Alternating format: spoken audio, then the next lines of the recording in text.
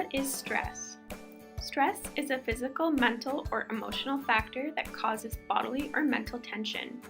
Stress can be external or internal as a result of hormones surging through the body. There are many factors that can cause a person to become stressed, such as their health, relationships, money, and work. All of these factors can add up and can cause someone to become overwhelmed. Who experiences stress? Everyone does at one point or another.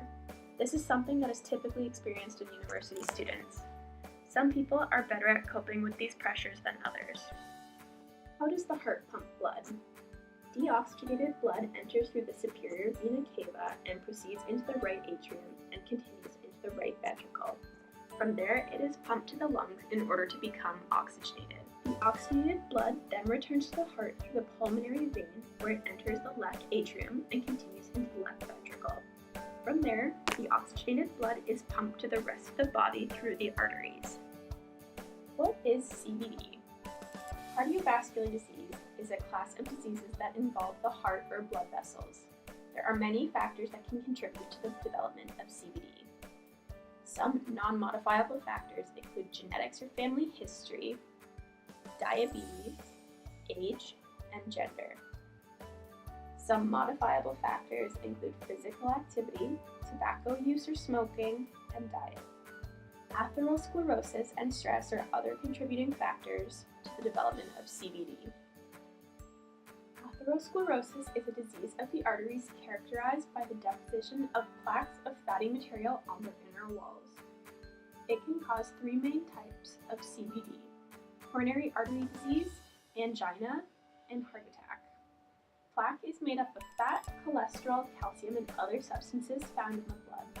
Over time, it hardens and narrows the arteries, causing the amount of blood to decrease and increasing the pressure found within the artery. Stress leads to the release of cortisol, a steroid hormone which is released in response to stress. Prolonged stress leads to hyperphysiological levels of cortisol, meaning there's a greater than normal amount. With chronic stress, cells are constantly exposed to cortisol, which reduces its effectiveness in regulating the inflammatory response because the tissues have become less sensitive to cortisol. Inflammation is a natural response to stress. At sustained low levels of stress, chronic inflammation occurs. This results in the irritation of blood vessels and the growth of plaques.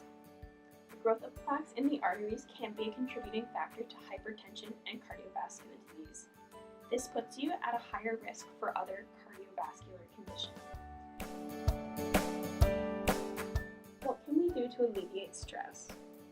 It's all about finding your own way to cope with the stress that comes along with university exams. Some good ways to deal with stress include making sure you're getting enough sleep, talking to someone, working out or participating in some type of physical activity, listening to music, eating a well-balanced diet, and managing your time